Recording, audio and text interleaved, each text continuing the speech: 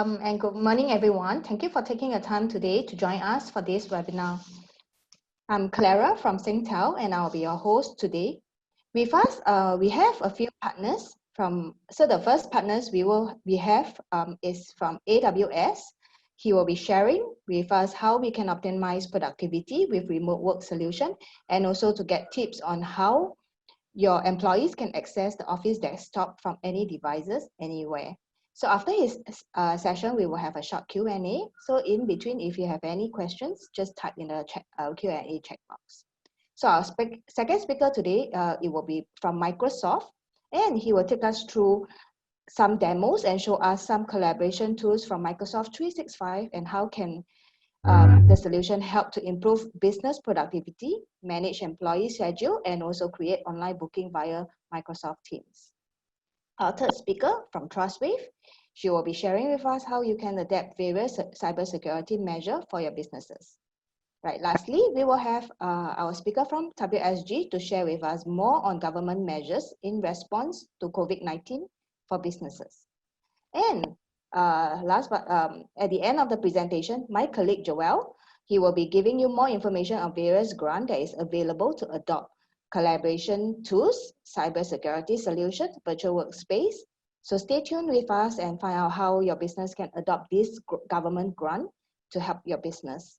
Right. So after each session, we will have a Q&A. So let us know if you have any questions.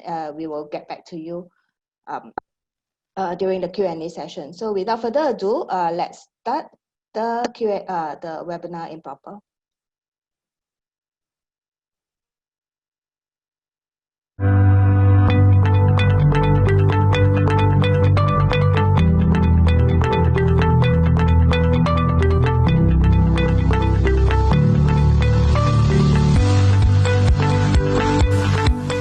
I'm sure many of you, like me, have spent countless hours working with your IT department in your respective organizations to get your laptops or desktop computers prepped and configured for your daily use. Whether you are a new joiner to an organization and are being issued with your new laptop, or maybe you're a tenured employee who is having their device serviced or replaced, working with IT support on these tasks take time that could be better spent elsewhere. Typically, IT needs to ensure that you have the approved corporate operating system installed and your device is security hardened. Your email access needs to be set up. All the applications you need has to be installed and configured. And of course, let's not forget about your antivirus software and perhaps even VPN if you are required to work remotely. And if anything happens to that device and it needs to be replaced or repaired, you probably have to go through the entire process with IT all over again. Not to mention the security implications if the device is lost or stolen. It's even more challenging if you work remotely and require IT to ship all that gear to you. It takes even more time, and you can't be as productive if you are missing your daily desktop device. And let's face it, we live in an ever connected world where in business you're always expected to be contactable and may be required to perform tasks when you're away from the office. This essentially means that where you go, your laptop goes. You probably will take it home with you and have to cart it back and forth between the home and the office. Now, traditional virtual desktop infrastructure, or VDI for short, was supposed to address all of this. Essentially, VDI is the hosting of desktop environments on a central server or a pool of servers. It's a form of desktop virtualization, as the specific desktop images run within virtual machines and are delivered to end clients over a network. You can then use a consumer device like a mobile phone or a tablet or even your own personal laptop or desktop to access the corporate desktop. However, deploying this type of infrastructure can get quite complicated very quickly. It introduces a lot of management overhead in terms of hardware inventory, OS versions, and required patching. It introduces security concerns that need to be mitigated. And it introduces challenges on how to scale as your business grows. This all can end up being quite costly. Such solutions could even be out of reach for a lot of small to medium-sized organizations who may not have the budget, perhaps not even the appetite, to manage such infrastructure. So surely there must be an easier way. Hi, I'm Dean Samuels, and I'm a lead technologist with Amazon Web Services, or AWS for short. I wanted to take this opportunity to talk about and demonstrate a cloud-hosted desktop as a service solution from AWS. Instead of building and operating your own VDI infrastructure, you can simply deploy desktops on demand with Amazon Workspaces. With Desktop as a Service, and consequently Amazon Workspaces, you manage your desktop images and users, while the underlying infrastructure is managed for you. Where in just a few clicks, you are able to scale your desktops up and down to users across the globe. Now, it's no secret that as far as server-based workloads and back-end infrastructure is concerned, cloud is the new normal. Millions of customers just like you are running solutions on AWS. Millions of customers, including the fastest growing startups, the largest enterprise, and leading government agencies, have moved from on-premises data centers to AWS. And they've done so because of the benefits in agility and elasticity, cost optimization, global scale, security, and reliability. Now, for agility and elasticity, if you look at most companies' on-premises infrastructure, to get a server typically takes 10 to 12 weeks, or perhaps even more. And then you have to build all the surrounding infrastructure, like compute, storage, database, analytics, even machine learning. In the cloud, you can provision thousands of servers in minutes. So you get from an idea to implementation several orders of magnitude faster. Now, concerning cost optimization, with AWS, you don't have to lay out the capital up front for servers and data centers. You instead pay as a variable expense. With traditional infrastructure, you have to decide to provision on the low side and create outages, or build for peak capacity, which sits unused. In the cloud, you just provision what you need. If it turns out you need less, you stop paying for it. Now, relating to global scale, you always want to minimize delays and interruptions.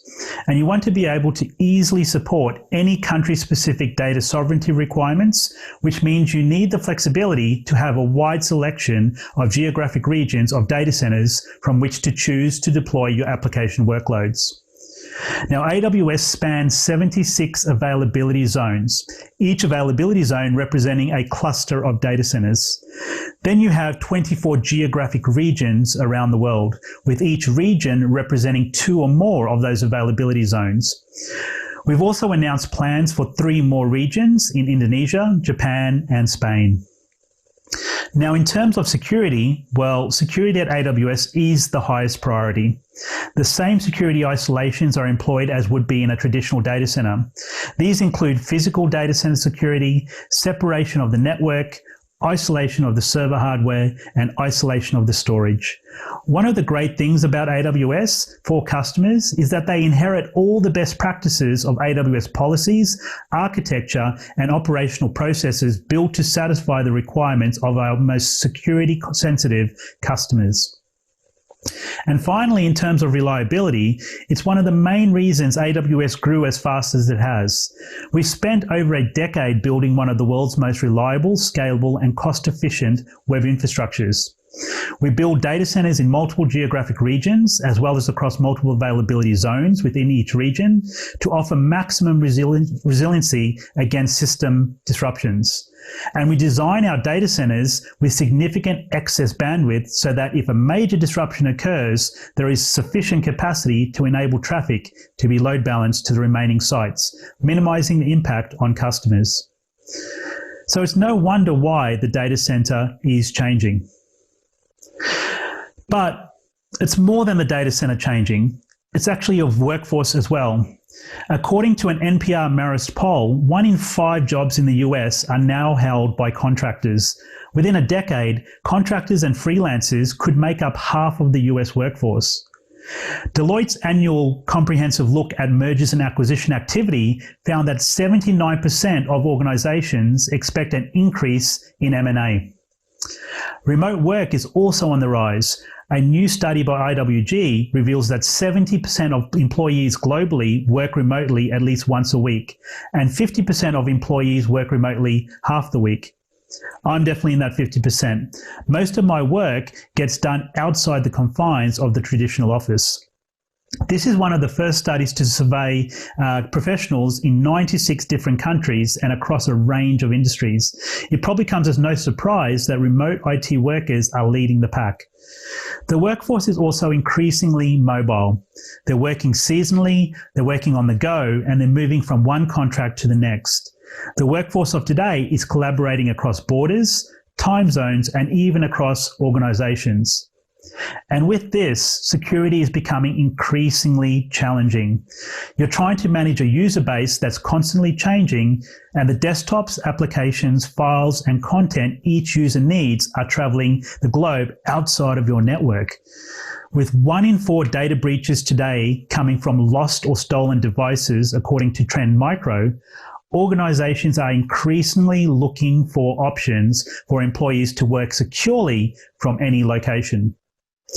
However, traditional desktop solutions such as virtual desktop infrastructure can't scale to a dynamic workforce. Traditional VDI requires complicated capacity planning, upfront capital expenditures for hardware and licensing, and months, if not years, to build out infrastructure. Customers tell us in these 3 changes, the changing data center, the changing workforce, and the increasing security challenges, these are driving them to move their end-user computing to the cloud. In fact, in 2019, Forrester reported that over half of IT decision-makers are choosing to move their end-user computing solutions, like desktop as a service, to the cloud. This is up from 43% just 2 years ago. Essentially, this indicates that the future of VDI is cloud. Now, many of these customers are choosing to move their end-user computing to AWS.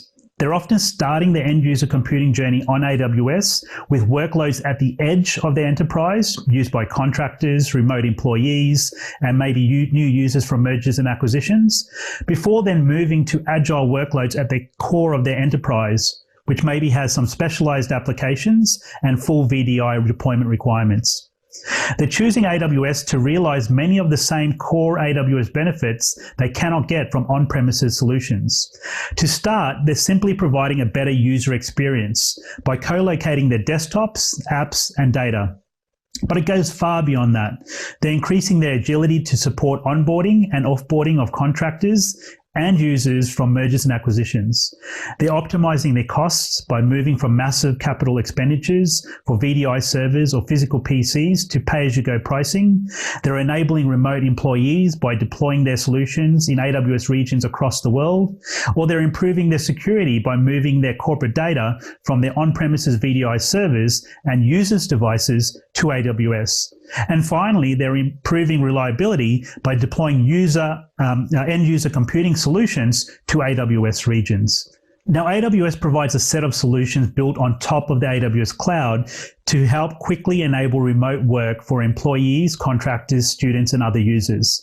Specifically, these range of end-user computing services help mobile, remote, and geographically dispersed users create, consume, collaborate, and communicate.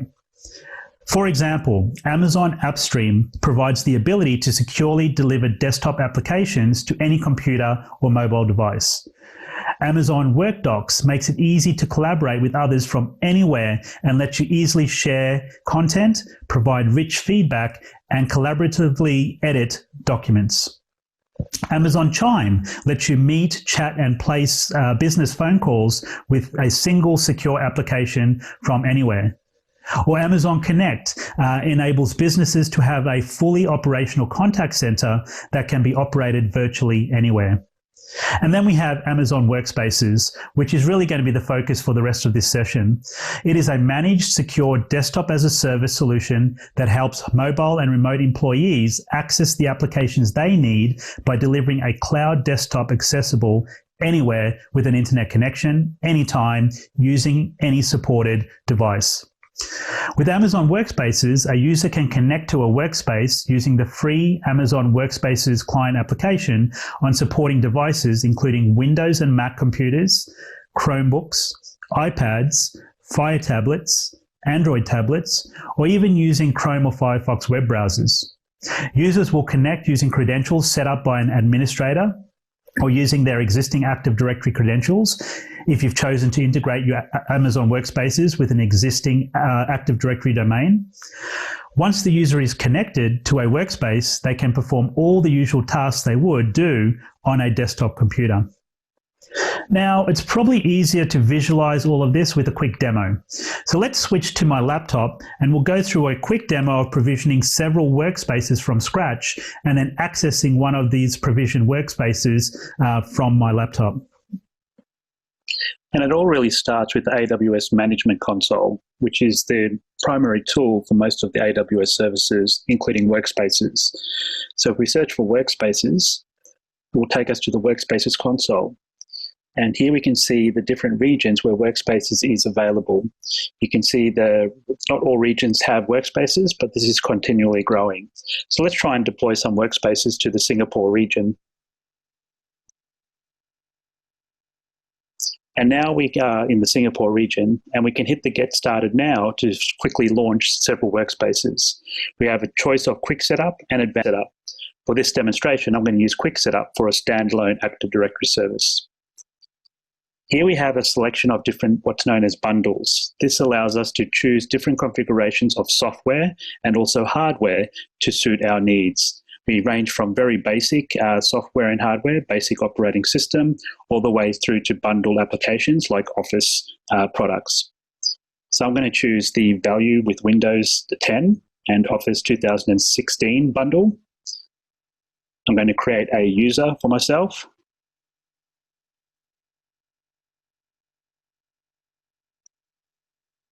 And then let's add a few more users as well. So I'll add some additional users, and I have a choice of choosing between different bundles depending on the user requirements. So for example, a user might require additional hardware, CPU and memory compared to other task-based users. So I have a choice and flexibility to choose those different options.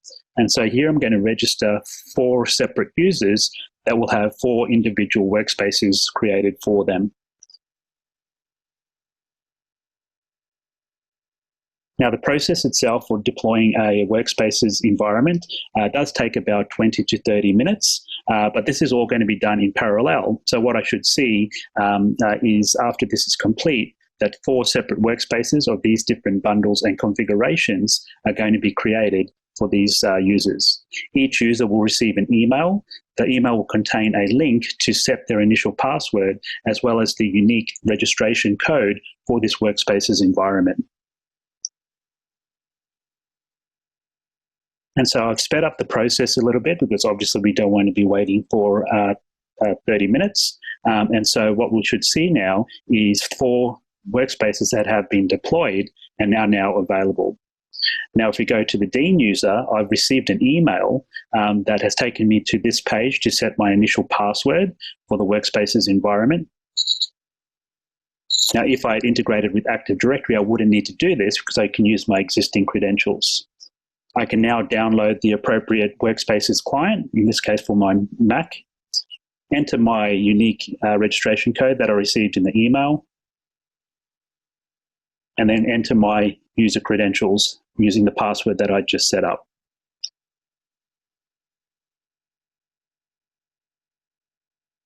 And so now the client application is logging into my Workspaces environment, and you can see this is a typical desktop experience, Windows 10 desktop experience.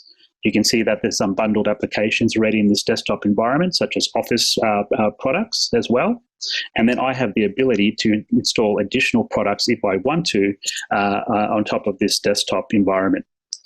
So as you can see, it's a very easy, trivial process to set up these workspaces, whether it's for 1 user, 10 users, or even 100 users. The Workspaces tools are available through the Management Console and also through an API-based interface, which means third-party applications can integrate with the Workspaces platform. So let's take a look at some customers using Amazon Workspaces in production today. And yes, Amazon.com is actually a customer of AWS. Several years ago, Amazon.com had a growing number of contractors across the globe who needed fast and secure access to desktops to perform their work. These contractors assist with various technical projects and work with the Amazon Employee Resource Center to help respond to human resources requests. To accommodate these workers, the client engineering team needed to strictly control access to specific internal sites. The client engineering team also spent a long time configuring and shipping laptops to these workers. They had to set up laptops and send them to remote sites, but sometimes those devices were held up for inspection in customs, resulting in site launch delays.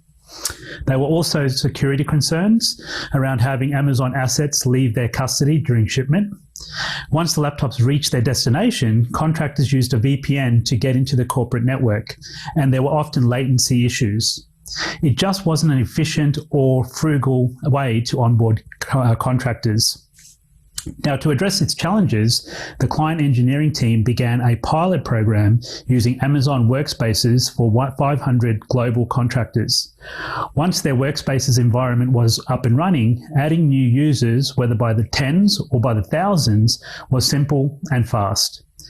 Because workspaces are accessible over the internet from anywhere in the world, and the Workspaces service is always expanding to new regions, Amazon's operations are free to expand unbounded by infrastructure availability or latency concerns. Now, based on the initial success of the contractor program, the client engineering team expanded the use of Amazon Workspaces to new areas where the need for fast, highly secure, and scalable access was required. One use case is the need to quickly give new employees access to the Amazon corporate IT network following an acquisition. For example, Amazon acquired a company in India and were able to onboard the new employees very quickly using Amazon Workspaces. The client engineering team initially used Amazon Workspaces to enable desktops for about 70 remote employees from the new India subsidiary. That number gradually grew to 2,000 once the team saw the benefits of simplified deployment with Amazon Workspaces. Workspaces has now become the default method of onboarding employees after an acquisition. Amazon IT has also developed self-service tools for Amazon Workspace users.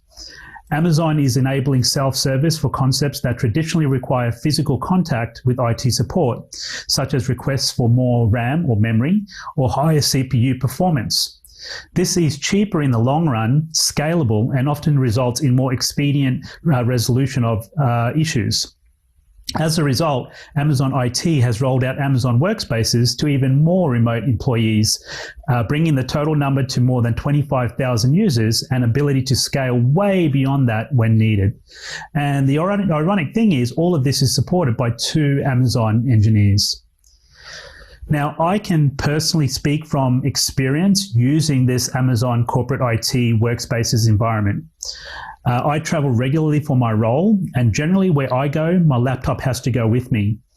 It's another piece of gear that I have to take with me, but it's also another piece of gear that could fail on me whilst I'm on the road. If this does occur, I could be left stranded and without a proper corporate desktop environment. Fortunately, I have a backup. Using my personal mobile phone or my personal tablet, I'm able to access a corporate-approved desktop experience from my personal devices without requiring any local installation. But rather, I just require the Amazon Workspaces client application on my preferred device, my access credentials, and an internet connection. Within a matter of seconds, I'm able to access my corporate desktop experience even without my corporate-issued laptop. Now, this provides some extreme flexibility, and in some cases, my corporate laptop doesn't even go with me on business trips when I'm at home or when I'm away from the office.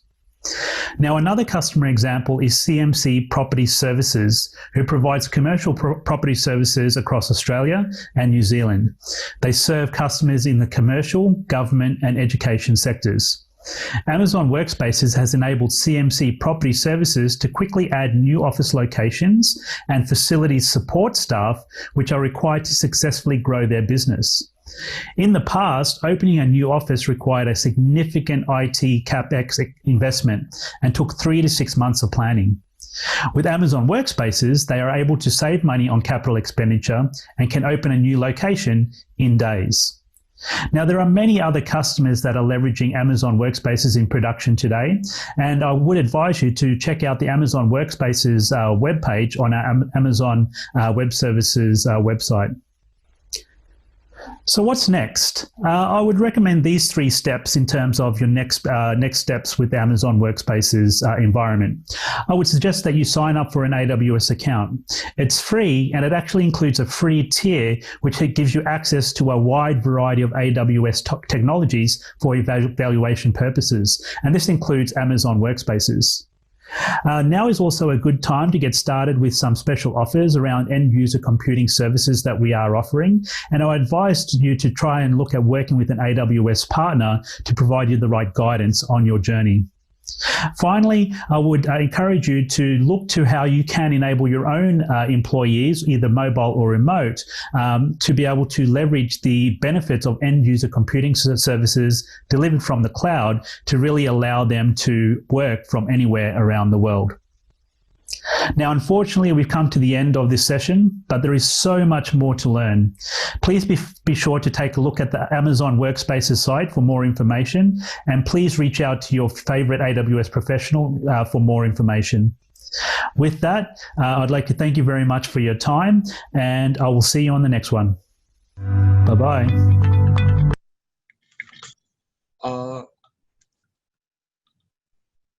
We will now proceed on to the Q&A session. I would like to invite Dean Samuels in person to join us for the Q&A.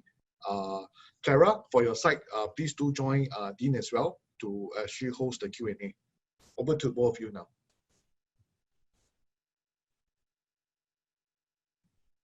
Hi, okay. Dean, we have a few questions in the Q&A box. Okay, so there's someone who is asking, right? Is there a log to track usage? Yeah, so there is actually a monitoring service that Workspaces integrates with called Amazon CloudWatch that can actually track various usage. So that's actually built into the service. One of the advantages, though, of Workspaces is that it is what's known as an API-driven platform. And what that means is there's third-party monitoring and management applications and solutions that can actually integrate with Workspaces to also monitor usage. And we also even have customers who work with our partners to develop own custom dashboards and custom monitoring solutions as well. So customers have a choice of either using the built-in monitoring and log and tracking or auditing facility with Amazon CloudWatch, or they can actually build their own with commercial off-the-shelf solutions or custom solutions that they may want to build with our partners. Right, okay. I hope Dean has answered your question on that. Okay, so there's another question who is coming from another attendee who asked, can we ensure they don't download and store business data into their home laptop? Is it possible? Sure. So one of the advantages of Amazon Workspaces is that it's a secure virtual desktop experience.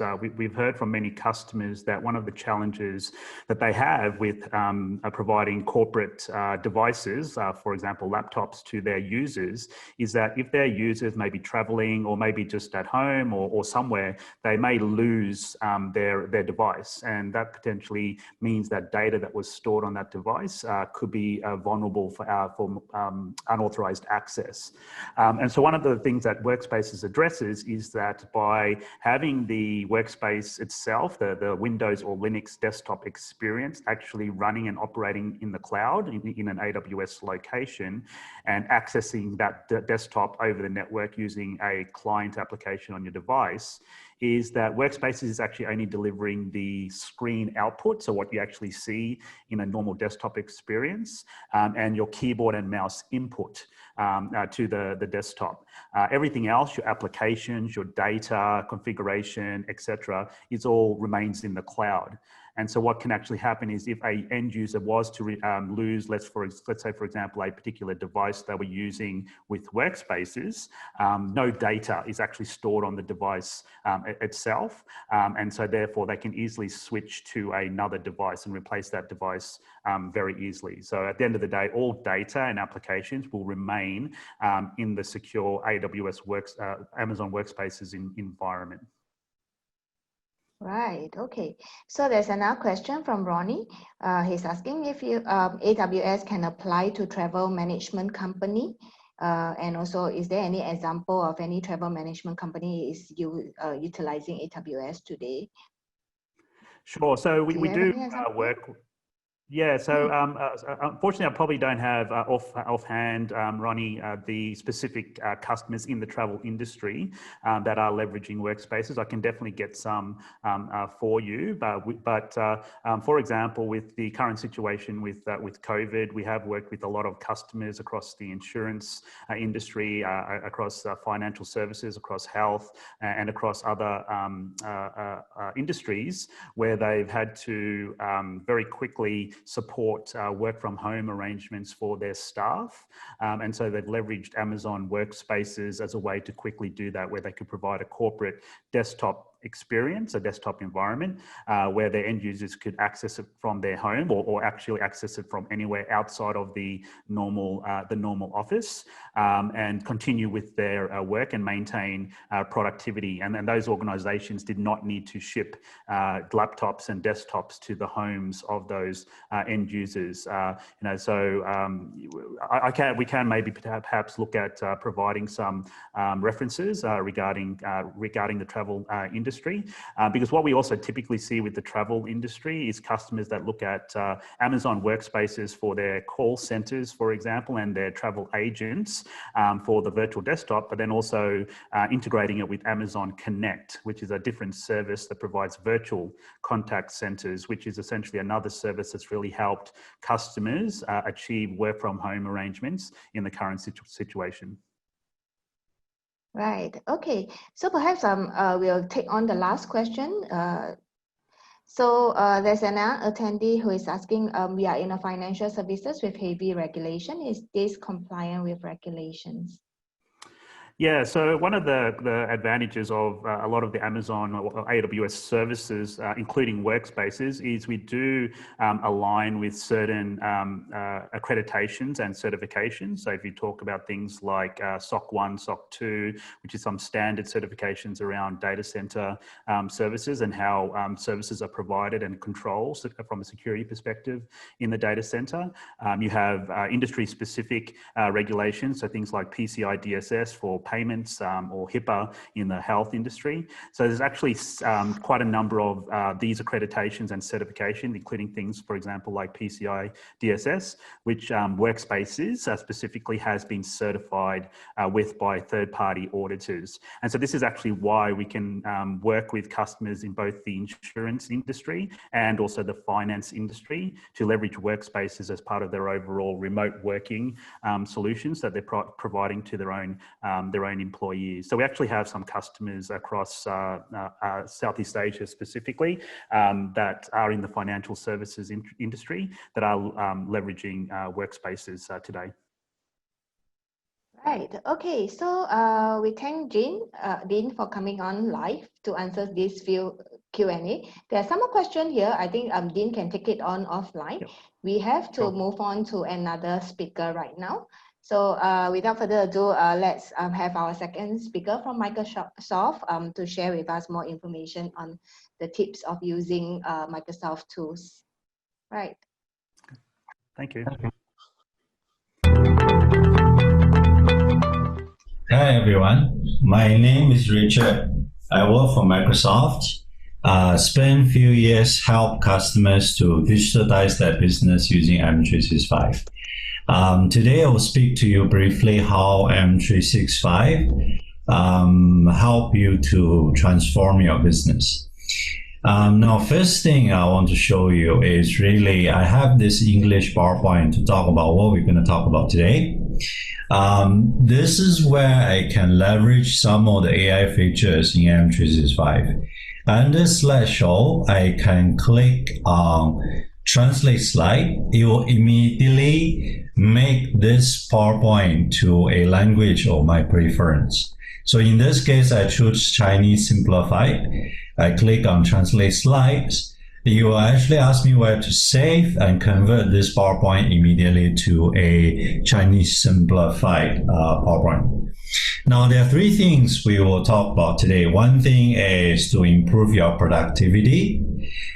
Second thing is to how you manage your staff schedule. Of course, last part is how do you actually create online booking.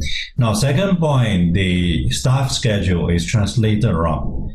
This is where I can do a very manual intervention and change the schedule in Chinese words, and then I'm ready to go. Now, this is really drastically reduce the amount of work that you have to do when you need to accommodate for different audiences that you actually support. Improve productivity. We all receive a lot of material in our daily life and business context as well. So a lot of information are printed on paper. It makes a lot of difficulties in, getting people to manually enter them into a computer and then get the data and process the data from that perspective. What I have here is my mobile phone projected on the screen. I will click on the Excel app. It will bring up Excel on my mobile phone. I actually sign in with a M365 account. I'll go to a new workbook. Under here, you will see a tab to say, I want to enter data, right? This is where you can see a icon that looks like a camera. I click on it. It will allow me to capture data on a piece of paper, like the timetable here. So I will hover over my camera on top of the paper, take a photo. Not everything in this paper I care about. I will drag and drop and focus on this table that I have, because essentially I want to make sure this timetable is editable, something that I can use, right? I will drag until just nicely capture the photo. I click done. AI will automatically adjust the frame, make sure that picture is correct, and then put this into Excel as editable data. I just need to see everything is correct. Click on insert. It will open all those data using OCR and very nicely on my Excel for me to edit. Now, the problem with this is Excel is on mobile phone is not necessarily the best place to do editing. What I can do is I can save this into a place in my OneDrive for Business. I just name the file called maybe timetable, right? I just go ahead and change the name. And then once I'm done that, I click save. So this is where this file now save on OneDrive for Business. Now, if I close the mobile phone projection screen, go back to desktop, I will actually see same account as how I sign in on mobile phone. I will see the spreadsheet I just uploaded, and I'll be able to open it here. And I can do all the editings I want from here on. Now let's talk about email. Now, email is a very base service that a lot of providers provide. What M365 help you is really to say give accessibility technology in the platform. So it help people that's senior in age and someone who really face computer a long time, they can take a break from it. Now take this email example. I can select the sentence. I really tired of looking at the screen. I can right click and say read aloud. Have you submitted your expense reports yet? Finance needs those to wrap up the fiscal quarter. Now this allows me to take a break from reading email a long day, and I can do this on mobile phone. Which is fantastic. The other thing we can do is you can reply to this email, not typing, but really use the voice-to-speech detection capabilities within Windows 10. So I just click on reply. I use the shortcut key or Windows plus H. Hello, comma. Thank you for the reminder. Done. Click send. Now, sometime you also receive large attachment with a lot of information in the Word document, for example. Now I can open up this Word document. If I'm really tired of reading it, right, I have this accessibility mode embedded with the preview of this email attachment, right? I can click on accessibility mode. I'll go to immersive reader. The immersive reader will actually enlarge the text, so it's a lot more comfortable for me to read. I can also say, hey, you know what, long day, don't want to read. I click on play. Executive summary. Contoso and Northwind have a long and trusted relationship that spans more than 3 decades. Now, this is a great way to have accessibility and also make sure that you can consume the content within your email much more effective. Now look at Teams. Now Teams is a great tool, right? It's hard to work.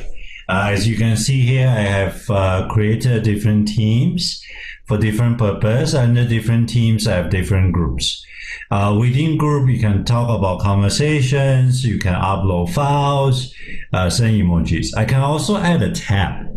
By adding a tab, I can actually add more tools, and there's a lot of tools there.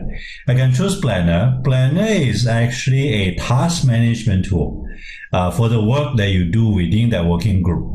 Once I add that tab, I'll be able to give a name. I just call it work plan to make it simple, right? I will save.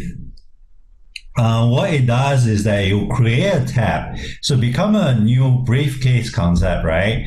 Have all the working tools all as a tab within the same chat window that I have with my team. I can just go here and say, this is a store open, maybe a to-do task. And I will assign a date. I will actually assign it to Adele to work on it, right? Now, apart from just adding to do, I can also create a new bucket. I call this product launch, maybe.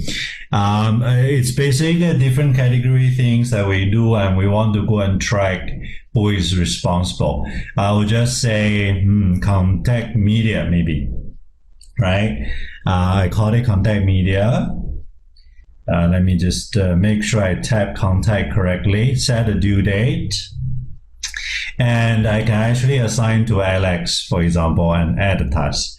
Now, this is a great way to incorporate task management as well as any other tools into the same place where you work and collaborate with your team. The other thing you can do me now. So this button or video here, if I click, it will allow me to trigger a meeting with everybody here in the chat, right? It's a great way to say, hey, let's just get together, multiple people, talk now. And you get into the call and let people join. Now, apart from doing a ad hoc meeting, I can also use calendar capabilities and say, let's schedule a meeting, right? So that people can attend on time. I create a new meeting. I add a title for my meeting, right? Just call team meeting. And then I pick few people who I actually need to be in this meeting. And I will actually then pick the date as well as the time. Let's just pick any date, choose a sensible time. Let's just do 10 and then make this a 1 hour meeting, right?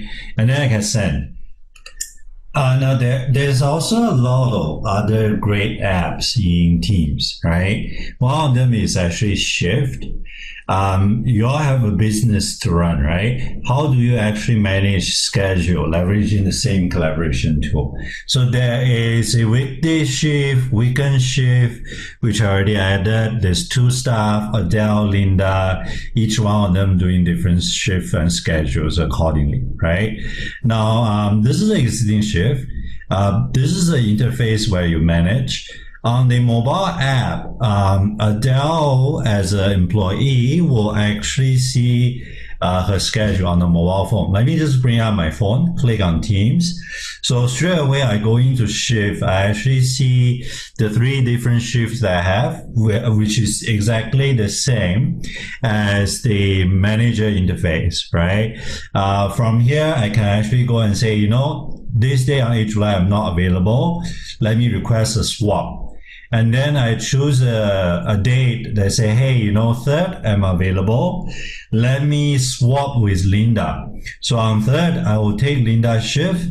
Linda will take my shift on 8. That will send a request to Linda, and within Linda and herself, they can actually say, we agree. We still make sure the shift in the store is covered. You can ask manager to approve in between as well. It's a very easy way to do it. Now, apart from swap shift, Linda can also go and say, I want to do other requests. For example, I want to go apply time off. So I go request a time off. I go select what kind of off is this? It's a holiday. And then I go select date. No, maybe COVID-19. I select a bit for hopefully October is better. I choose the date. I say done. And then I can send a request. Now, let me go back to the manager role, right? Megan as a manager now, then can go in and say, hey, let me look at the request. See the off day request from Adele, and then I can just simply say, okay, approve. So very simple tool for you to manage swap shift, manage shift within your store itself. Now, there's additional capability you can do on managing shift, right? So you can see on 9, I don't have anything in the afternoon. Right? So I need to quickly create that. So I can go to 9, right? Or let me go to 9 to create something accordingly. I can click on this and say, add a shift, right? Immediately AI actually fill up the time. And it knows that Lydia is the only other employee I have, so Lydia has to be the one that do this shift. Immediately I can save that. So very convenient for me to drive some of the administration work here, right? Now, for each of the shift, I can also go in and say, let's give some specific tasks going to the shift, right? So let me go and click here and say edit. What I can do here is that for the specific shift, I already added something, 8 to 8:15, you need to open store. I can easily add new tasks, right? For example, lunch break. Make sure my employee actually take time to eat lunch, and the store can be shut down during that period of time, right? I can actually choose a lunch time, 12 to 1, done. And that's being saved into the shift automatically. And this is a great way to actually put some of the process and the schedule accordingly to a specific shift that you have.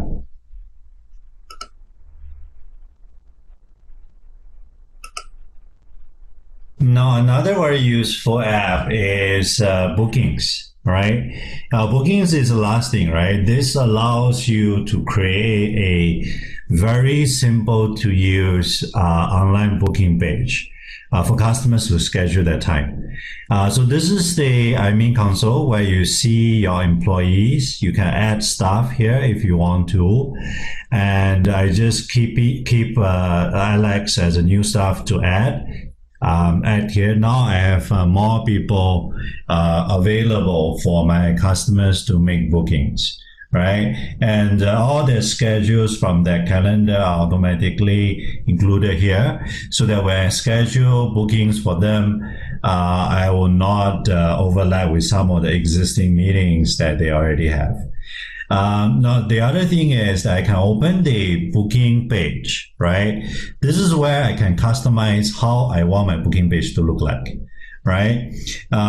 So this is where to actually configure. So I have uploaded a company logo.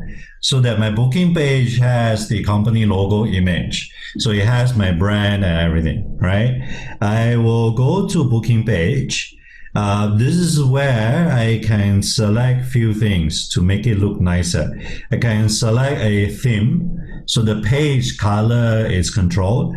I can show a personal data usage concern. So this is where you can put in a message for PDPA and say, by check the box, you agree, give us the data so that we can contact you for booking, etc. Right? You can also put in certain policies, right? Like show availability time increment, and then minimum lead time for you to do the booking. Is it 1 day in before? And how much lead time you can have, right? Don't book something that next year, because I don't allow you to do it. And then you go email notification, everything, you just save and publish. Once you publish, you click open. You actually see a very nice looking page. I can select the consultations that I want, or different service that actually put a dollar value against it to say repair service, either one of them. And then I can enter information. Now, if I want to add more services, I can go to appointment type. Let's say add appointment. This is where we can add new services beyond the two that currently already published. For example, store visit, right? I want customer to schedule the store visit so I can control number of people there, can put a description, and then this is where location informations. If it's a remote consultation, I can add online meeting options. I will say the duration is 3 hours. The buffer time for customer can book in between visits is maybe 30 minutes. So I need time to prepare, buffer for things that overrun. And then I will say whether allow customer to manage their own schedule if they have changes on their own, or they have to really call me to get that done, right? And then I can say, this is an hourly or fixed price charge service. I'll put a price on there, $30, and then I say, because I charge you price, right? I want you to have some additional field beyond just what I default capture as name, email, etc. So I can go here and say, I need additional field. I can add a question to say I want you to enter specific text file or drop down list question if I want. For example, if you come into store to say, are you in contact with any other COVID patient? This is probably something I'm interested because I'm allowing you physically to schedule a time to come to my store, right? I'll type the question, give the option yes or no. And I can add more options if I want to. So this gives very basic customization capabilities that allow me to add just because this service is a little bit unique from everyone else, everything else that I offer. I click OK and save. This will basically allow me to publish this as a new service. I refresh. I'll click on the store visit. You actually see I can select which staff. I can choose to expose their names, and then I pick a schedule that I want to book that person. And then the additional questions comes down to say, have you actually been to engage with the COVID cases, etc. When I go to repair services, there's no such option, right? So it's very customized for the services I have. Now, this is a great tool for a lot of restaurants as well as salons that you actually want to run the service, right? Of course, go back to Teams. I can create new bookings if this is someone calling in, and I have all the capabilities to key in attendee names and everything else accordingly if this is me picking up a phone. Right? So very simple to use tool. Again, the booking page, everything is very nicely done. You can customize your customers as well. It's a very simple place for you to add customer details, even if they are calling in. And if they are scheduled online, their names will actually appear here automatically. Now we have spoke about how this helps you from internal working perspective. This is also a great tool to interact with your customers, right? Microsoft actually has Teams for Life. This is where you can add a channel, and then as long as they have signed up a consumer account for Teams for Life, you can add them as a guest user, right? So for instance, I created this channel called Customer. I will go ahead and say, let me just manage this team, and let me go ahead and add a consumer account as part of the member, right? Let me just type in my personal Outlook account, right? Once I do this, and this will be your customer, right? You probably know their email anyway. Then they can actually use their email and use Teams not only for their personal usage. We are moving a lot of customers from Skype to this. They are actually now in the same things that you are using as Teams. They can actually use this as a guest user in your business group to interact with you, right? So PowerPoint has some very fantastic features for you to create that new interaction with your customer. So if I go to PowerPoint, let's assume I'm a bicycle shop, right? I sell bikes. So what I can do here is I will go pick some of the photos that I put together to say these are the new bike designs that just come into my shop. I copy those pictures. I just bluntly put them, paste them into PowerPoint. Now the designer in PowerPoint is an AI that shows me different, very interesting designs. I'll pick one that I feel, this will really attract my customer. I go and actually add a title to say, these are the new bike designs, right? It's a very DIY way for me to leverage this to attract customer interest. So I will just upload the new PowerPoint I created with few very simple clicks, put it into the channel where your customer is, right? And they will then actually start to see, oh, this is all the new bike design and all these things, right? So you can mention someone which have an interest of this and send across, right? Now, you probably do what I just talked about sometimes in WhatsApp, right?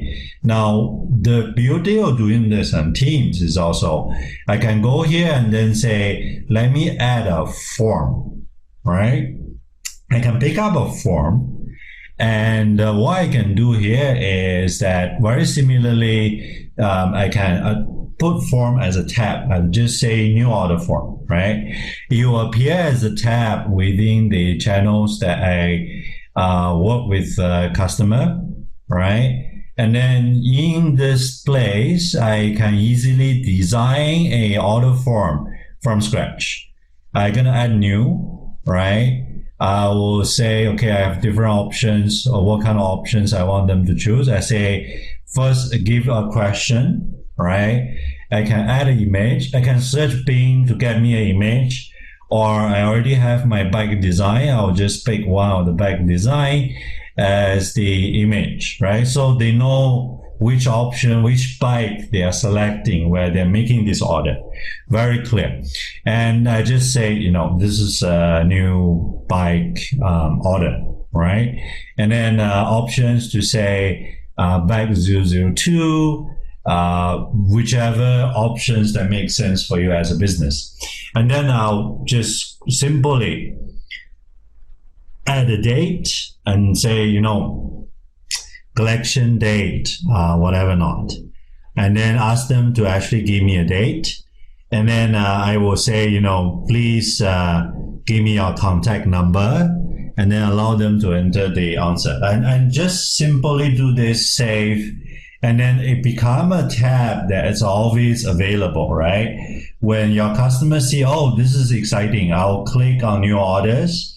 and straight away they can go in and they can place order. Very nice, very simple way for them to do this.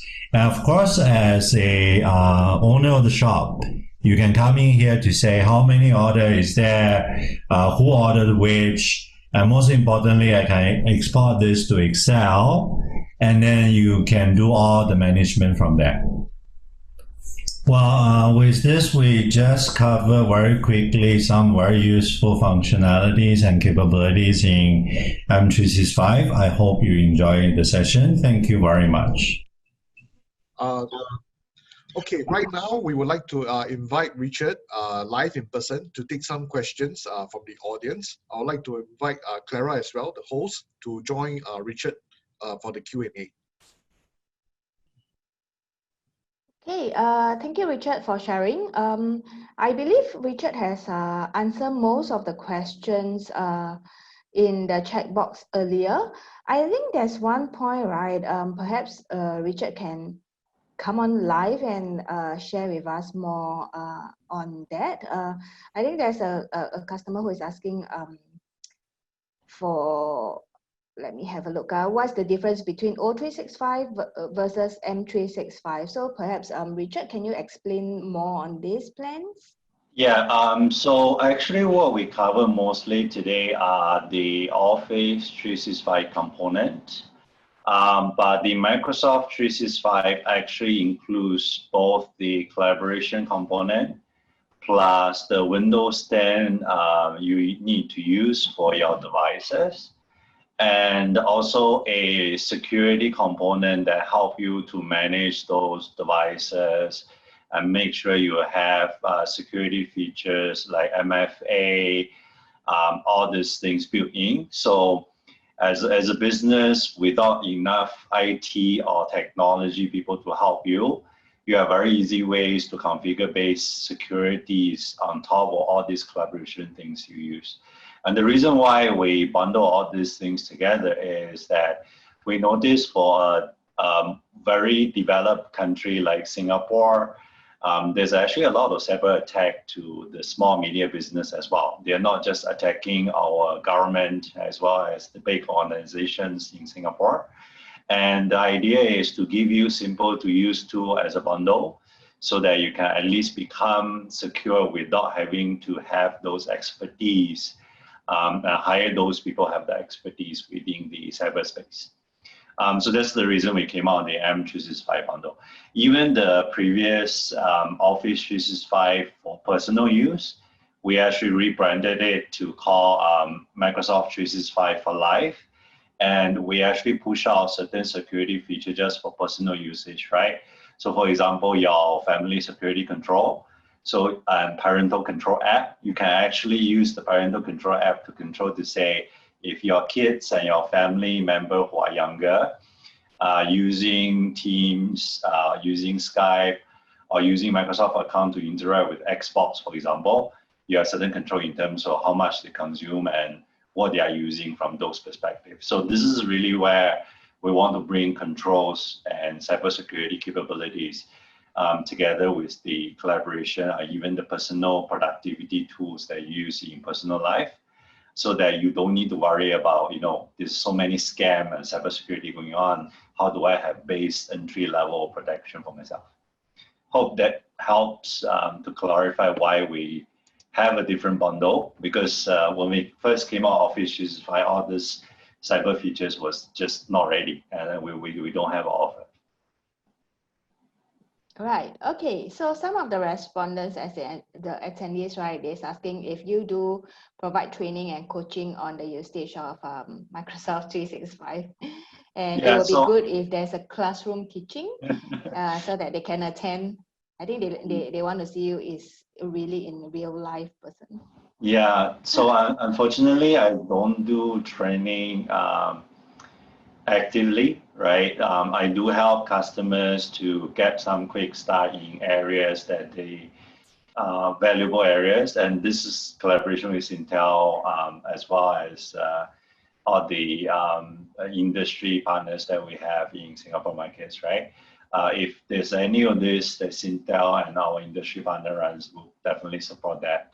It may not be just me. We have quite a few people on my team helpful to do it. Right. Okay. So there's another question. I'm confused with what you said. OneDrive for Business is the cloud storage Teams use, and if it is a Teams channel, it uses SharePoint Online. I think this question is asking what's the difference between SharePoint and OneDrive. Okay, so Teams, right? You will have different type of collaboration. So, for example, I can start a private chat with someone in my team, right? I can say, hey, I want to send a file to you. So usually when you do a private chat, or you can put 2-3 people into a private chat together.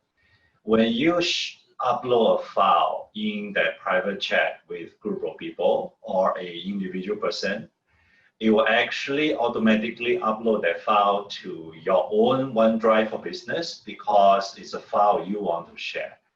When you create a team, that means you're already thinking about a structured way of discussing either conversations or collaborate on files or have meetings with a group of people because you're all working in the same department or working on the same project. So you want to be able to add the tabs so we cover all these things. And then when you do that, it will actually automatically create a SharePoint online portal. It's very similar to OneDrive, but it's just a more centralized place for a structured sharing where the file sits. The good thing is that most of the subscription you get to with either Office 365 or any subscription plans, it actually typically have SharePoint Online and OneDrive for Business together with Teams. And the reason we do this is that those cloud storage service has been there for the longest time. Microsoft offer. When we created Teams, right? We don't want to create another storage that you have to manage. We basically say leverage the cloud storage we have always been offered, and Teams just use the same thing. So it's a lot easier for you to use and manage from there.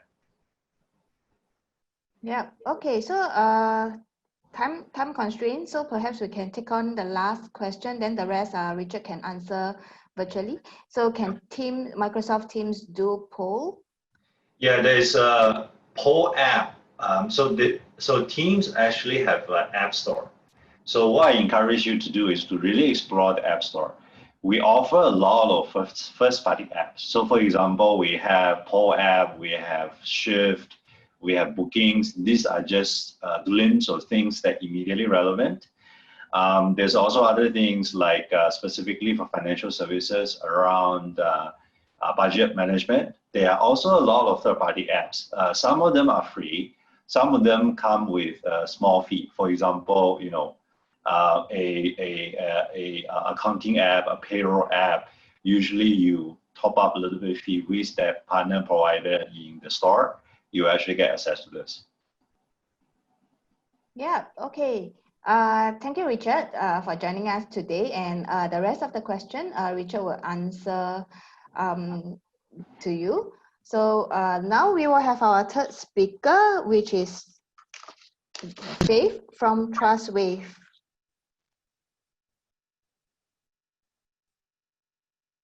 Hi, I'm Faith. Nice to meet you. I'm from TrustWave, a part of SingTel. I'm happy to be here today to share with you how you can improve your security posture, and in specific, how to have a strategy around security awareness training. Let me take you through the agenda for today. We'll start with introduction, update your training annually. Has the workforce changed? Has the company grown significantly? What are the new risk trends? Are you accounting for environment? Consider non-work risk. Have a follow-up strategy. Consider external resources and why security awareness training is worth it. Lastly, we'll end with the global security report findings and how we can help you with the SME Go Digital program. As the saying goes, your organization is only as secure as your weakest link. And while that's true for your network and environment, It's also true when it comes to your organization's employees. Criminal hackers and threat actors know that your employees are an attack vector. And that's why so many resources are devoted to exploiting them via phishing, business email compromise, social engineering. Our 2020 TrustWave Global Security Report found that 50% of incidents from phishing and social engineering cause the most frequent breaches among corporate environments. So, while you have the latest security tools, a fully equipped and staffed security department, and a full visibility of your network, it may be all for moot if an employee accidentally opens a malware-infected attachment and unleashes it into your network. That's why security awareness training is incredibly important to make sure your employees know what attacks look like and what to look out for, and what to do if they encounter an attack, and what processes to follow. But if you're only providing security awareness training during an employee's onboarding session and never follow up, your employees aren't likely to be able to retain this information, and the information will be quickly outdated.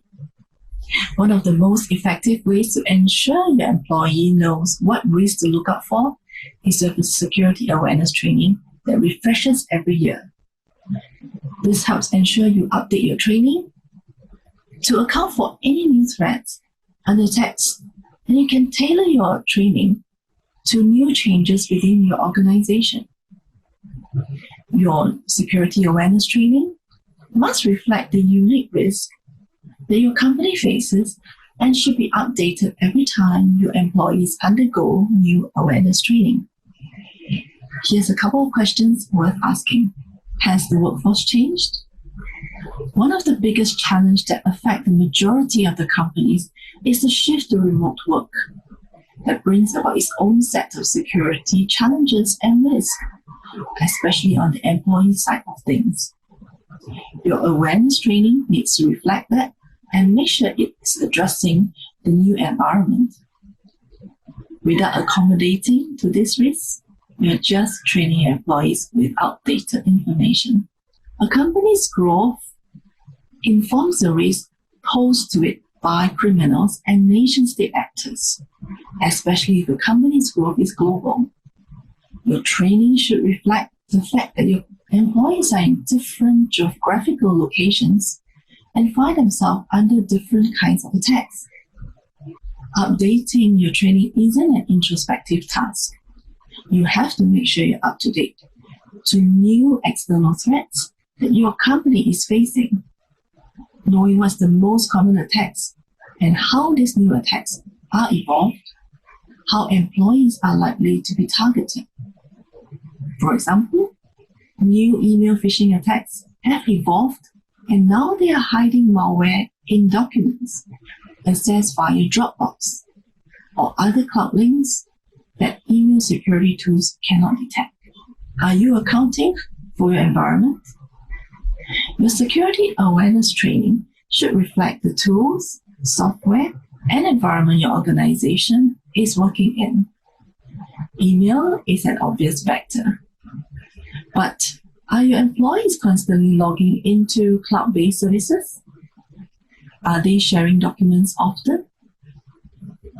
How many third-party or subcontractors are they working with? All this will have third-party risk that you are susceptible to. Do these tools or products offer any kind of additional security options, such as multi-factor authentication or two-factor authentication? Being as specific as possible will help tailor your program and give employees specific examples to work off with. You should also consider non-work risk. Work-life balance continues to mix, and it's harder and harder to separate the two given how online employees are today. Even if social media isn't a part of your company, your employees are likely to visit social media sites. And a recent report found out that a third of employees visit adult sites with their work laptop. Not addressing this in your training will leave your organizations exposed. Have a follow-up plan. If your security awareness training involves simulated phishing, social engineering, or similar attacks that lead to a successful attack or breach, then it is important to follow up with these employees who failed the simulation. It is not enough to just retest them or have them go through the same training as before. Instead, you should have a follow-up strategy that takes them through additional security awareness training and then, in time, simulate another attack to see if they fall for it again. You should also consider external resources. Bringing in a team of experts or consultants to help you conduct your security awareness training program is advisable, as they can provide and utilize the most up-to-date data and threat intelligence while also applying specific training to your environment based on your employee size, industry, and products. Why security awareness training is worth it?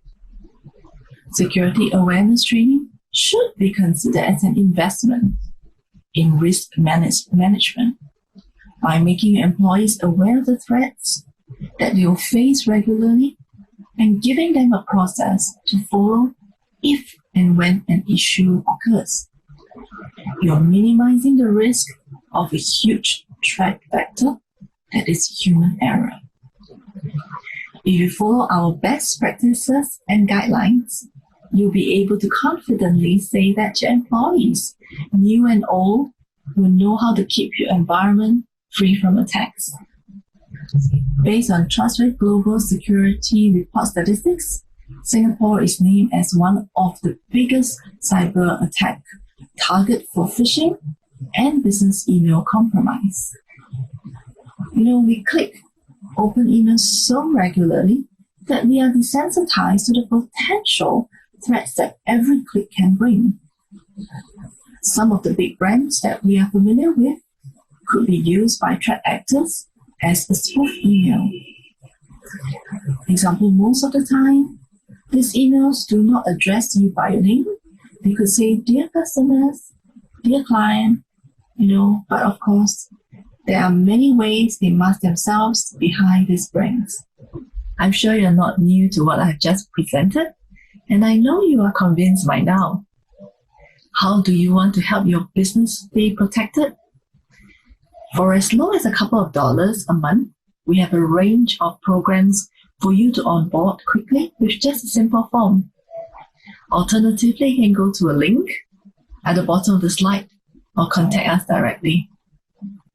Thank you for your time today, and see you soon.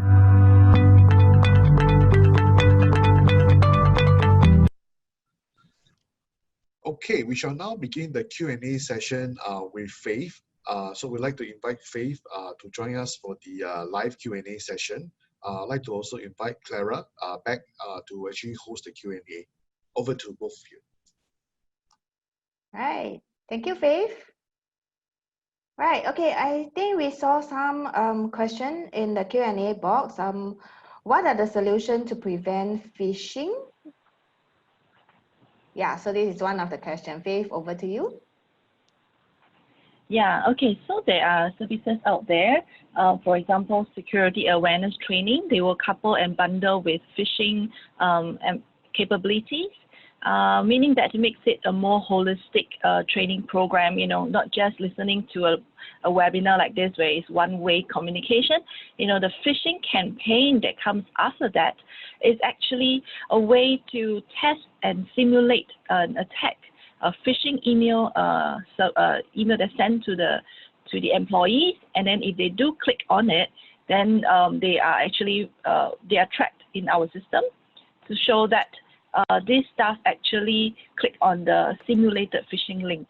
So it's like, in simple terms, it's like, you have a mystery shopper that, your company, the shopping mall, employs, and then, come in and test out whether the service staff are performing up to standard. So it's similar concept. Right, okay. So we do have another question. Training for end user or IT teams is recommended. Is it recommended? We have a small budget, and is there any on-demand training by Singtel instead? So I think they're asking about if you do have any training online. Yes, definitely. In fact, the security awareness training offered by Singtel Trustwave is an online course by default. So in fact, so now that is a new norm where training, working from home is a norm. So in fact, this is one of the most sought after services now, because the employees can just subscribe. I mean, the company can just subscribe for the employees to go in and look at all the different courses. And we do have different types. There's general awareness for the mass employees, and we do have also technical related courses that is targeted at the technical staff. Yeah. Okay. So another attendees, she's I think they are asking about, I have a budget. What is the minimum level of cybersecurity I should adopt?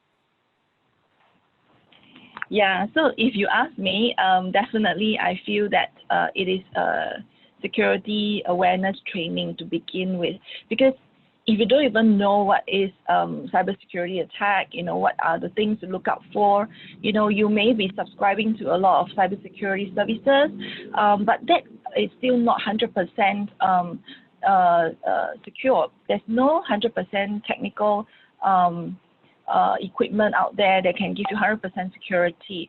So the missing component is actually the human factor.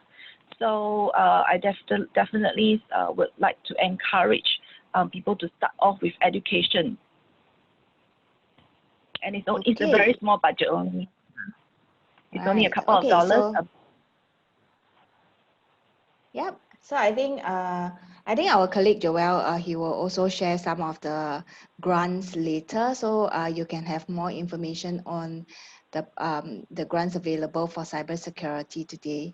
So perhaps let's have the last question for Faith.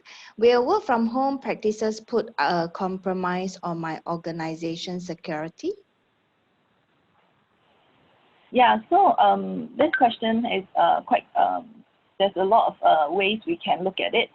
In short, yes, actually yes, because if you are working from home, for example, the internet access is one of the factors, that will, be a threat factor for this attack. So, but there's more than, it's like an onion kind of concept, okay? So there are many ways attacker can come into your network. Yeah, so whereas if you are in the office environment, usually it's your IT will set up an environment that is secure for access. But if you're working from home, or sometimes you even, go out, you use a remote, those free Wi-Fi, all these are also susceptible to threat actors to tap into this free accesses, Wi-Fi, and if they can get into your home accesses, they are able to, also pose a threat to you. Yeah, so there are many ways you can secure your network. Like I say, there's no 100%, but we need to do some cyber hygiene factors to secure our network. So okay, we do have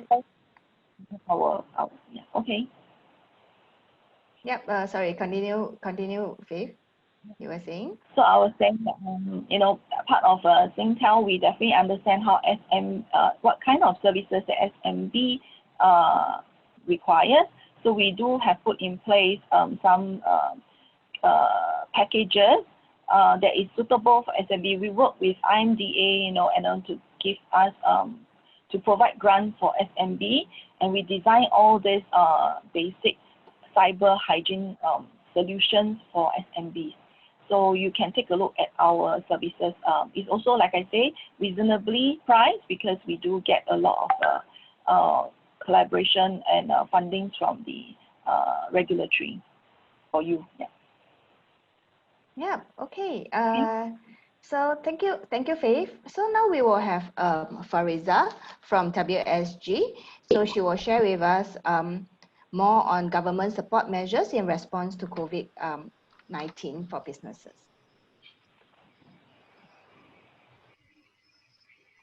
Hi, good afternoon. Oops, I can't share my screen. Okay. Yes. Can you see my screen now? Yes, we can. Okay, thank you so much. Okay, let me just make this bigger. Hi, good afternoon, everyone. My name is Fariza from Workforce Singapore, a statutory board under Ministry of Manpower. For me today, I'm presenting slightly different from what our presenters have been sharing from the beginning. They're talking about tools to help your businesses. But for my side, I'll be talking more about the support measures in response to COVID-19 for businesses. So how does COVID-19 impact you and how you can use the different programs that the government has created to help support the businesses in this period of pandemic situation. So let me just move on with my slides. Okay. I'm sure you have heard quite a fair bit about SG United Jobs and Skills Package. So what is it exactly? It's basically a promise by the government about creating 100,000 jobs, traineeship and support opportunities under this SG United Jobs and Skill Package to create more pathway for local job seekers to tap onto the programs that we're creating, so that when the economy eventually recover, that these people, the job seekers, have jobs and employers would have tap into as much opportunities as you can to get this going. Okay. So what does it mean to you exactly? So if you're looking for hiring needs, these are the various programs you can tap into, such as we have 3 pillars, which is under jobs, traineeship, and skills. So I'm sure you have heard about SG United Jobs Initiative quite a fair bit. I'm sure you have heard about SG United Mid-Career Pathway, which was newly launched like about at the end of last month, SG United Traineeships and SG United Skills. So these are part of the SG United Jobs and Skill Package, and they serve the function of helping you with your hiring needs. Okay, so there are 3 pillars: jobs, skills, jobs, traineeships, and skills. Let me go into the details about the different programs that you can tap onto. So number 1, SG United Jobs Initiative. So in here, we hope to create about 40,000 jobs for local job seekers, whether it's short-term or long-term jobs that you might need at this point in time. So especially those of you who rely a lot on foreign manpower, and given this COVID-19 period, you can't tap into them. Of course, if you use a remote tools as per what our counterparts have shared earlier, that is great. But if you need them to be physically here in Singapore, in the office of Singapore, then that's where you might find it challenging. And how do you find replacement of these people? You can consider tapping into our mycareersfuture.sg. It's a portal by the government where you can tap into local job seekers, a large pool of job seekers, and you can post there at free of charge, at no cost. And on top of that, we also have thematic SG United Jobs and virtual career fair. In here, we actually organize it as such. You don't need to meet people face to face for your interviews. So meaning that, because of COVID-19 precautionary measures, you cannot have much face-to-face interaction anymore. So as such, we do host virtual career fairs for you to help you do this, okay, to meet the right people. You can also tap onto the trade association chambers and Singapore Business Federation to facilitate and expedite intra-sector and inter-sector job matching. So if you do have worked closely with your trade association partners or Singapore Business Federation, you can tap onto their expertise in this area also. So to do that, there's a QR code on the bottom right. Very easy. Just step 1, you see number 1 to post the job role that you require onto My Careers Future. For that, you need Corp Pass. And number 2, from there, you can indicate your interest that you want to be part of the virtual career fair. Okay, again, this is at no cost to you as an employer. So all you need to do is just post the job that you require on site. Okay. Next is Mid-Career Pathway Program. This is exciting because it's just been announced last month. How you can become a part of the host organization to offer attachment and traineeship to mid-career individuals. So there's 2 parts to this program. One is attachment, which is actually under Workforce Singapore, and the other part is under training, which is under Skills Future Singapore.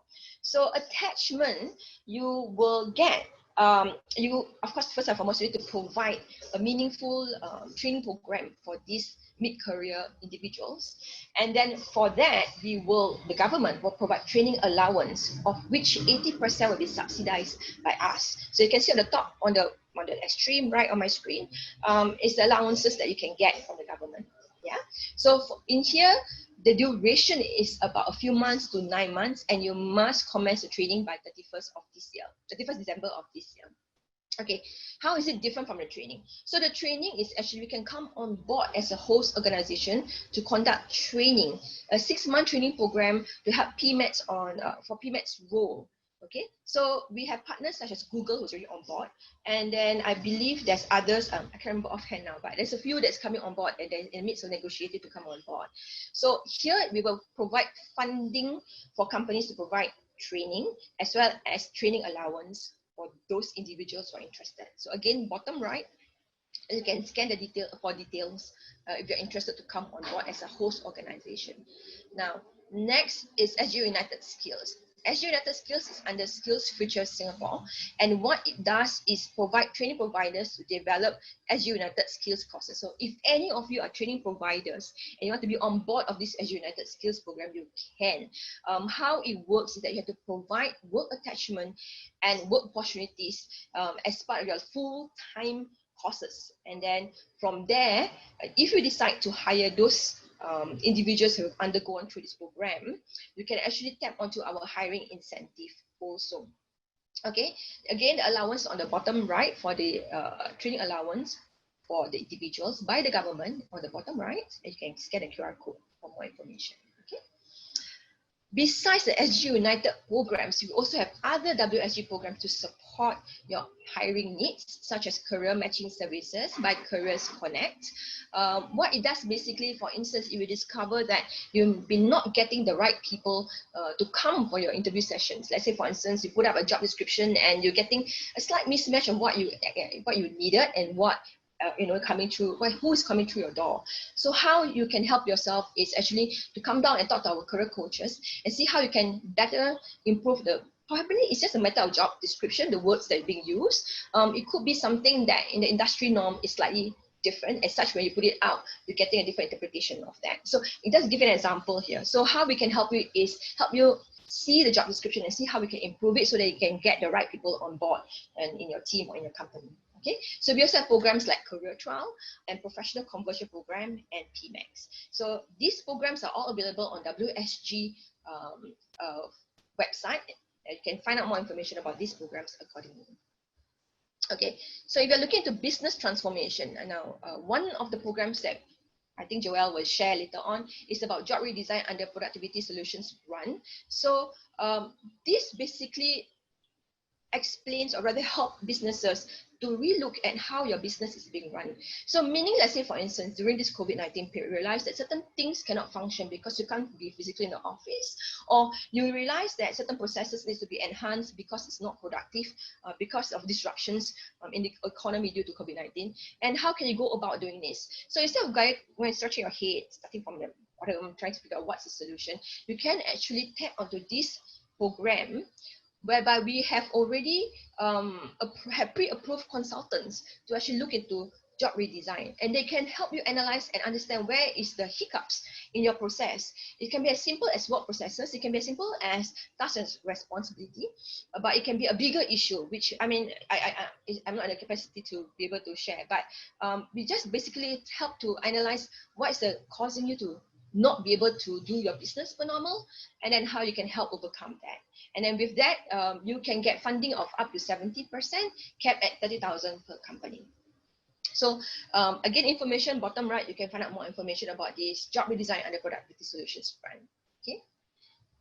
Last but not least, other programs for transformation needs. We have capability transfer program whereby you can bring in foreign specialists to help develop new expertise. But now I'm not pushing too much on this because right now the borders are all still closed, so we can't bring in foreign specialists in yet, but probably you can assess them through online portals. I'm not sure how your business model works for you, but do know this program exists. And next is the Lean Enterprise Development Program. So if you're looking into developing, maybe you need new machineries, or you need new you have new technologies that perhaps can help improve the productivity of your business. You can tap into LED program, whereby you just need to submit to one portal and you can access to different government agencies to look at your proposal at any one time. Okay, so with that, I come to the end of my presentation. So in total, I cover about 6 programs, of which SG United Jobs and Skills Package is something that we're really pushing for at this period of time. Okay, thank you. Thank you, Fariza. Thank you for your insightful sharing on the various programs. So I would like to call out Clara as well to join us for the Q&A session. Fariza, you want to actually stop your share so that Sure. the audience can see both yourself and Clara? Okay, Yes, over to both of you. Yep. I'm sorry, I'm trying to read your questions at the same time, so do pardon the delayed response. Yeah, it's okay. Probably Clara can actually pose the question to you. Yep. Okay. So Fariza, there's a question from Angela. She said she's asking that I heard the traineeship is fully subscribed. Is that true? Yes, unfortunately, the SG United Traineeship Program is currently oversubscribed. So hence we are promoting a mid-career partnership, mid-career pathway to employers to consider instead. Okay. So there's another question from Jara. We have applied 2 positions under the SG United Traineeship and got an email if we wanted to convert to the mid-career pathway program. We like to convert only one of these positions and maintain one position under SG United Trainee program. So, but the conversion form seems to have to convert both. Okay. So, okay, Jared, maybe what I can do is, because I will be able to get you in touch with Singapore Business Federation, who manages this program. They manage both the SG United Traineeship and Mid-Career Pathway. If you are only interested to convert one of the 2 positions that you applied for under traineeship into Mid-Career Pathway, I think you can get in touch with them. Maybe, as I said, they are in the midst of Mid-Career Pathway, just only announced last, like 30th of July, I think. So I think a lot of things are still hiccuping along the way. So do bear with us on this. If you can give me your contact through, I think SMEICC or Singtel, I think we can see how I can help you get in touch with the right person on this. Yeah, we do have a lead gen form later. So just fill in your details so that we can pass your contact to Fariza. Do specify that you are just looking at this specifically so that we can I will get the right people. Yeah. Right. Okay. So there's another question from Angela. So I have also filled in interest for the mid-career traineeship, but no one has called me yet. And the email said need approval since it is only interest form. Yeah. At this point in time, as I mentioned earlier, it's only launched like around and the final week of July. So it's only like 2nd week of August. So to give us time, I think, to put everything all together. So the back end processes is quite a fair bit to do. So just bear with us. I think Singapore Business Federation will get back to you on this. But again, if you need somebody to respond to you urgently, lead gen form, please indicate in there, and I will direct you to the right officer to help you with this. Okay, so another question from Richie. For the BSG program or grants, Ms. Fariza, will you be letting us know where to find? Secondly, WSG jobs similar to those offered on SG United, E2I, and other work placement? Okay, I am not too sure the second half of the question. Let me address the first one first. So you can go to Enterprise skillsjobsportal.sg. That's where all we house the entire grants and programs under WSG and SSG in there. If you cannot remember, it's okay. Just Google WSG programs for employers, and it will bring you to this enterprise and job skills portal. Okay, so this is where you can get an overview of all the different programs, whether you're looking for hiring needs, training needs, or transformation needs. They'll be all indicated in there, so you can get more details in there, how to apply and all that. Secondly, similar to those offer, I am not sure what you mean by WSG jobs, similar WSG jobs. If you are referring to those jobs that we posted on mycareersfuture.sg, which is those that we posted on portal, those are what the employers will indicate in there, unless you're referring to jobs grants that we are, I'm not sure. So second half of the question, I don't really know how to answer you because I'm not clear on the question. Maybe Richie, you can explain a bit more in the next questions at the bottom. So I hope I explained the first part about the WSG grants and programs. Where can you find the information? Enterprise Jobs and Skills.sg. Okay. Yeah. Okay, so I think I can take this question from me. Can you send us the government slide support, as in the slide that that you just shared? So after this session, right, the webinar, the video, and the slides, right, it will be up on SMEICC website. So to look out for it. Yep. Okay. Probably we take on the last question. We are ready to shortlist an applicant for employment via WSG portal. How do we proceed from there to obtain the grant? We're ready to shortlist applicant and employment via WSG portal. I'm sorry, which grant are you referring to? Different grants is run by different program managers. So it's not just I apply to WSG, I will get it. No, you have to apply to the right people. So I am wondering if you, again, Dorothy, if you can, in your lead gen form, indicate what grants are you looking for? Are you looking for traineeship? Are you looking for mid-career? Are you looking for PCP? Are you looking for, I'm not sure. If you can help me understand a bit more what grants you need, I can direct you to the right person to get the answers that you need. Okay. Okay, so we thank you, Fariza, for your time here. So now we will move on to the last speaker for the day, which is Joel from Singtel. He will be sharing with you more about the grants that that we have for you guys. Right, Joel, over to you. Great. Okay, so for the SMEs Go Digital program, it encompasses a few programs that is launched by Singtel. So we have the Start Digital program, which I'll share, Productivity Solutions Grant, as well as the BCP Care Pack that is specially launched for this period during the COVID-19 period. So I think across the past few months, we have actually received, or rather we have read a lot of news about SMEs being able to survive by going digital. And there are also many grants available to help SMEs to go digital through the 4 major budgets that Deputy Prime Minister Heng Swee Keat has actually announced. So over in this presentation, we're going to share the various types of packages that are available to SMEs from Singtel.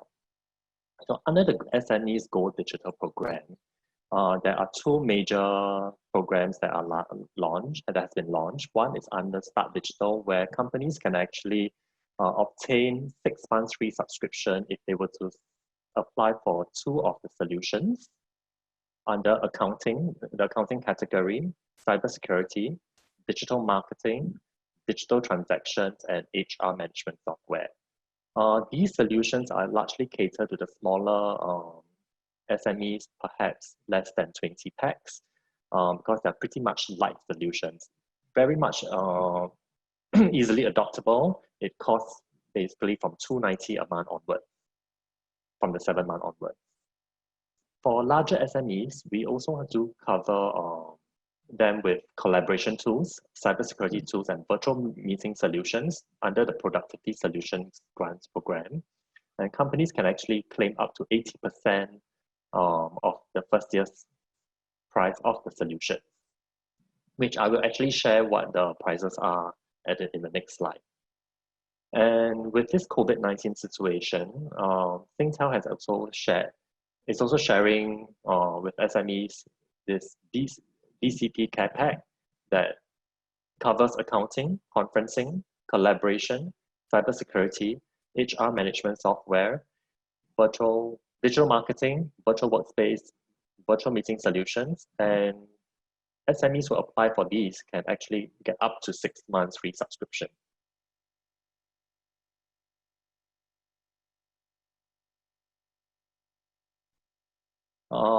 The next slide, I'll actually go into detail on what the Productivity Solutions Grant Program is about, so that you have a better understanding in terms of how it works, as well as the type of the prices of each particular solution. So for productivity solutions grants, SMEs can actually adopt a single or combination of solutions and enjoy up to 80% of the price of the first year. So do note that each SME is only given a credit of up to 30K. For specific grants pertaining to the laptop bundles, each SME can actually claim only for 3 laptops, and each laptop has a price of 1.5K. For collaboration and virtual meeting solutions, SMEs can actually buy up to 13K worth of such solutions and claim 80% of them. So for collaboration tools, we do offer the Singtel laptop bundle that is at 1,500 per bundle, and SMEs can actually claim up to 3 laptop bundles, or rather buy 3 laptop bundles. They can also purchase Microsoft 365 licenses, the cheapest being $80.75 for a 12-month period. And all these prices are actually before subsidy. Next, Singtel has also launched this conference, a virtual meeting solution that only costs from $210 for a period of 1 year. And of course, we do need to secure our businesses with endpoint cybersecurity solutions that encompass endpoint protection as well as unified threat management. That is from $623 per year. So SMEs can then claim up to 80% of this listed pricing. This 80% subsidy is only valid till December 2020 as of today.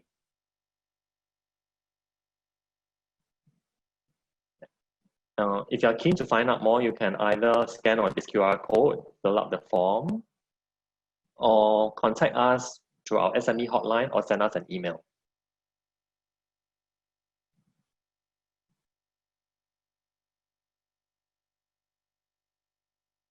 For companies who are in the financial sector, do note that we will have an upcoming webinar on the 27th of August at 10:45 on how to actually adhere to SMEICC cyber hygiene guidelines.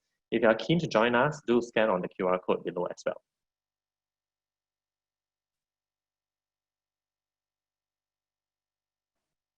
Okay, that marks my end of my presentation. I'm open to taking on Q&A.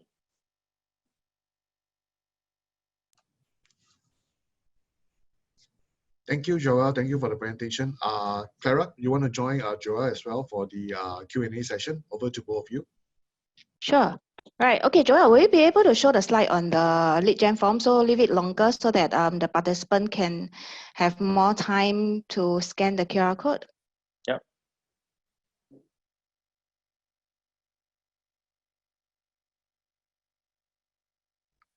Okay, we do have a question from Gerald. For M365 license is annual subscription. Can we use the grant to subscribe for multiple years ahead? Unfortunately, no, we are unable to do that. The grant is only applicable for 1 year. Right? Okay, BCP, any contract? Okay, for BCP, right, there's no contract at this point of time. The free BCP is 6 months free solution. Can I add to that? Okay, it depends on the type of solution. Some solutions do require a contract and some solutions do not. Yeah. So what you can do is to put an inquiry and we'll get back, our advisors will actually get back to you.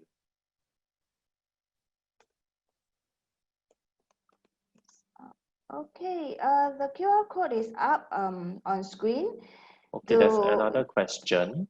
What digital transactions solutions do you have? Okay, so our digital transaction solutions, it's basically an e-commerce platform, ShopTick, that allows you to list your product, put your products online, and there are actually complementary services such as logistics and payment methods that it's part of the whole solution to help you basically enable your business to list the products online.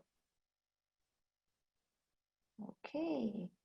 Hang on, let me see this question. Okay, we have subscribed the listed solution from Singtel, not from the respective service provider. Okay, will you be able to give us more information on this? What solution that you have subscribed, and what do you mean by not from the respective service provider? So because okay, perhaps I can briefly understand this question. You were saying that do you go direct to like AWS, Microsoft, or come to Singtel, right? We are working very closely with all these partners, so you can get all these solutions through Singtel. Yeah, and now the government is also offering up to 80% grant. So to get in touch with us, scan the QR code, and we will get back to you on the solution that you need. Yes, Joel, do you have any more? I think we have answered most of the questions. What laptop do you offer? It depends on the availability. It's a standard set of what's that called? The specs. The specs is mandated by IMDA. So as for the brand, it will be depends on what is currently available in the market, but the specs is mandated by IMDA. Yep. So I hope that answered the question as well. Right.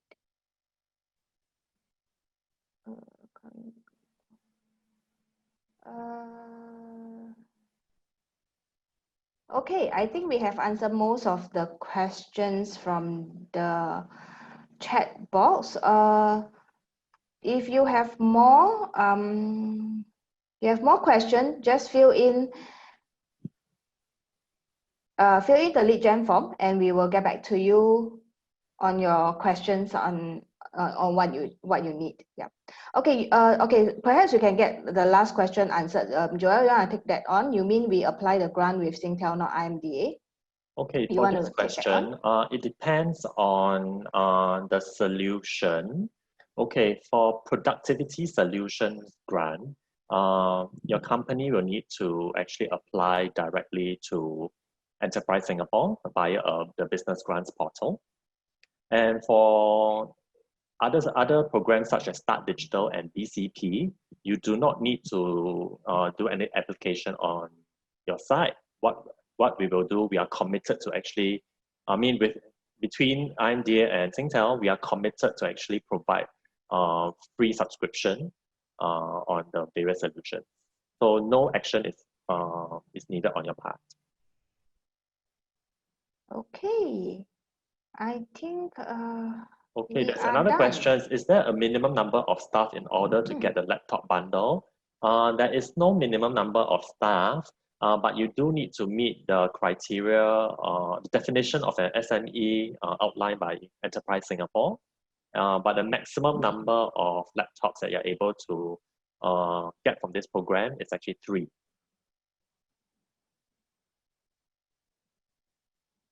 Claire and Joel, I think we have a very vibrant engagement over here. So what I would suggest is for SMEICC side, we can actually keep this webinar on for another 5 minutes. So the audience can actually engage you offline. Would you prefer that? Yeah, sure.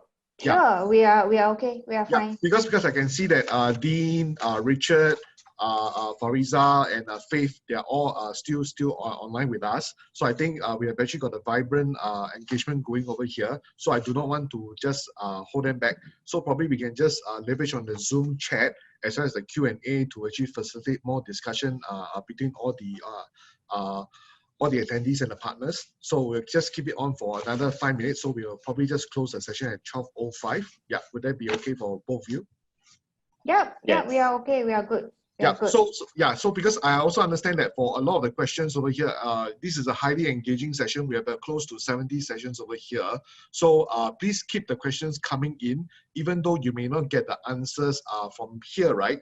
We will forward all the Q&A questions to Singtel for their compilation with all the partners. Then probably individually within the slides which they are going to share out, they can actually include all these Q&A at the back of their slides. So do feel free to keep your questions coming in either from the Q&A function or from the chat. Then from there, they can take it offline. Yeah. Okay. Okay, Ken. Okay. So once again, I would like to thank Singtel and its ecosystem of partners, as well as WSG for joining us today.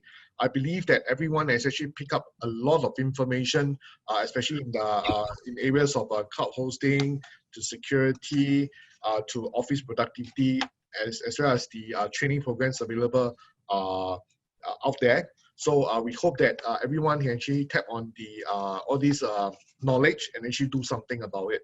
So next, to those who are actually keen to sign up for the S3% membership, please do take note of this special offer that we have till 21st of September 2020.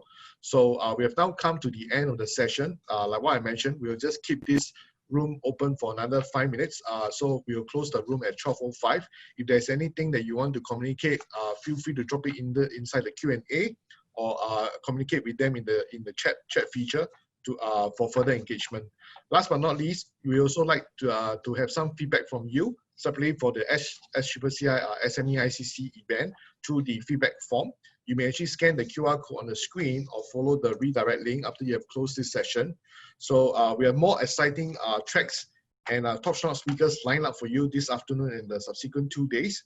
Please do continue to join us on the upcoming track this afternoon, or scan the QR code to view the full program for the remaining days. Look forward to seeing everyone this afternoon. Okay, take care. Goodbye.